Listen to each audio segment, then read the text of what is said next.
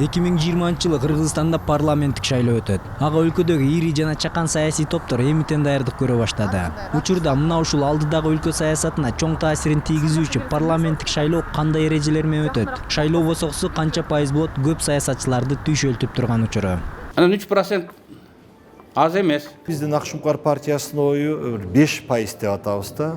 Кезинде бүтүн Кыргызстан саясий партиясы 155 миң добуш алып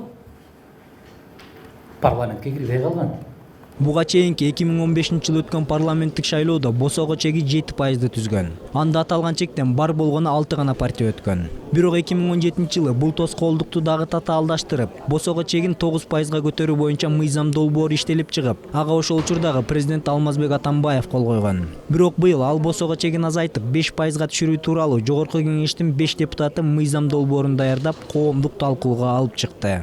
Бул босого чегин тегерегинде азыр түркүн түстүү талаштар орун алып келет. 9% болсун дегендер бул чыныгы атаандаштыкты жаратат десе, алардын каршылаштары босого чектин төмөн болуусу парламентке ар кандай саясий көз караштардагы топтордун өтүүсүнө шарт түзүп, өлкөдөгү курч маселелер көчөдөгү митингтерде эмес, парламентте талкуулануусуна мүмкүнчүлүк берет дешүүдө. Бүгүнкү жыйында да дал ушул маселенин тегерегинде талкуу жүрдү. Биринчи талашка түшүп атканы жана 9%дык бөгөт, бул өтө чоң.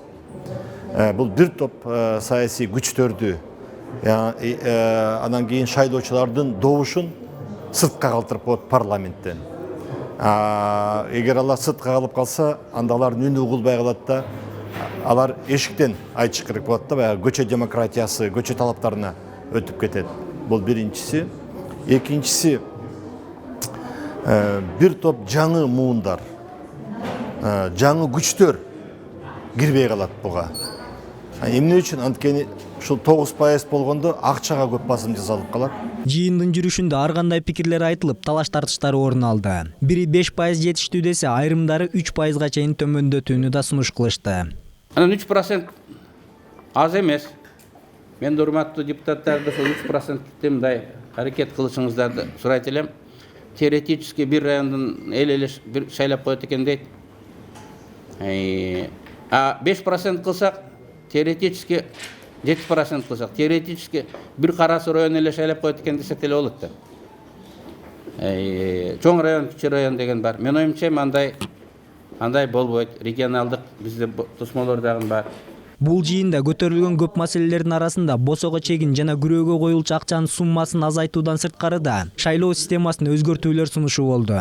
Алардын бири партия лидеринин диктатурасын жокко чыгаруу жана эл каалаган адамдардын депутат болуусуна шарт түзүү үчүн партиялык тизмелер боюнча өзгөртүүлөр тууралуу да сунушу айтылды.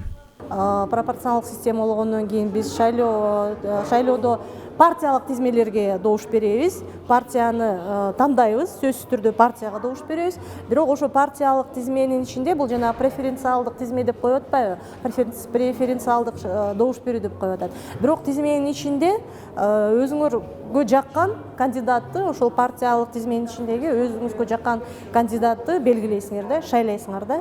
Азыр биз жөн эле партияга добуш берип коюп атпайбызбы?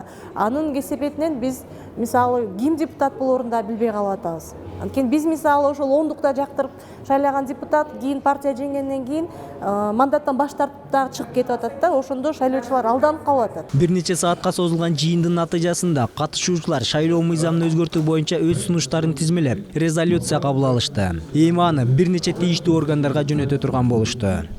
Мынауну редакциялык иштөөдөн кийин расмий түрдө парламентке, анан президентке жөнөтөлү эмки жумада. Рахмат.